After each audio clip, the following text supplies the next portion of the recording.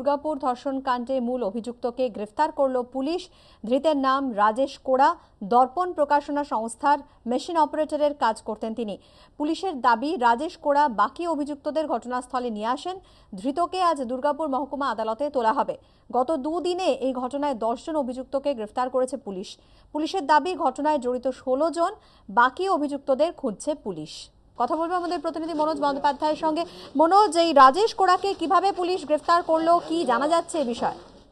হ্যাঁ দেখো বৃষ্টি, পুলিশ সূত্রে যেটা জানা গেছে যে এই রাজেশ কোড়া এই গোটা গণধর্ষণ যে কাণ্ড, এই কাণ্ডের হচ্ছে মূল অভিযুক্ত।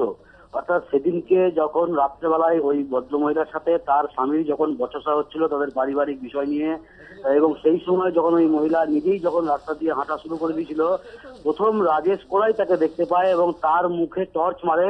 সে টর্চের আলো ফেলে সে তারপরে ফোন করে বিভিন্ন আশপাশে থাকা তার বিভিন্ন সাগরেদদেরকে সে ডাকে এবং জড়ো করে, এবং সেই মূলত ইন্ধন দেয় এই কাজে, এবং সে মূল অভিযুক্ত আর কি। গোটা ঘটনাটা সেই অভিযুক্ত, পুলিশ এমনটাই মনে করছে। তাকে প্রথমে পুলিশ পায়নি খুঁজে, সে গা ঢাকা দিয়েছিল। যেটা জানা যাচ্ছে যে ওই যে প্রকাশনা সংস্থা দর্পণ, সেখানে যেখানে কাজ করে এই সমস্ত কর্মীরা, যারা এই 16 জন যারা এই ঘটনার সঙ্গে যুক্ত, তো এই রাজেশ কোড়া সে হচ্ছে সেখানকার মেশিন অপারেটর।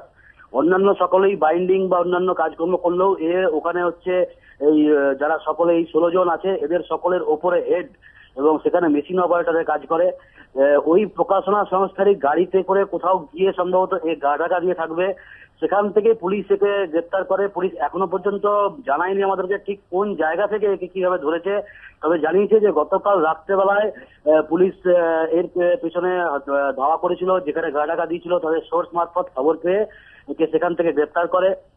এর বিরুদ্ধে 376 2G 379 এই সমস্ত আইপিসি ধারায় অভিযোগ আনা হয়েছে। এই রাজেশ কোড়াকে আজকে মেডিকেল টেস্ট করার পর দুর্গাপুর মহকুমা আদালতে তোলা হয়েছে।